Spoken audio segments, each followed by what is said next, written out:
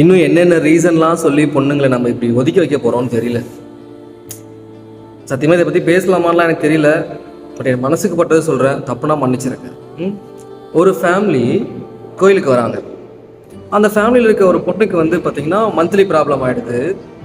அந்த பொண்ணு ஏதோ கொலை குத்தம் பண்ண மாதிரி நீ தீட்டு நீ கோயிலுக்குள்ளே வரக்கூடாது அப்படின்னு சொல்லிட்டு கோயிலுக்கு வெளியே இருக்க ஒரு கூழ் கடையில் நிப்பாட்டிட்டு போகிறாங்க. அது எனக்கு பார்க்கும்போது என்ன தோணுச்சு தெரியுங்களா சீரியஸா? அப்படி அந்த பொண்ணு தீட்டுனா நீங்கள் இந்த வீடியோ பார்க்குற எல்லாருமே அந்த தீட்டில் இருந்து தானே வரோம். அப்போ நம்ம எல்லாருமே தீட்டு தானே. கடவுள்லேயும் பெண் கடவுள் இருக்குன்னா அப்போ கடவுளும் தீட்டு தானே.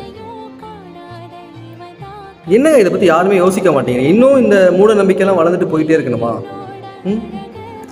அட்லீஸ்ட் இந்த ஜென்ரேஷன் நம்மளாச்சும் அதை மாற்றலாமே. இதெல்லாம் மாறும் நம்ம வெயிட் பண்ணிட்டு இருந்தால் மாறாதுங்க.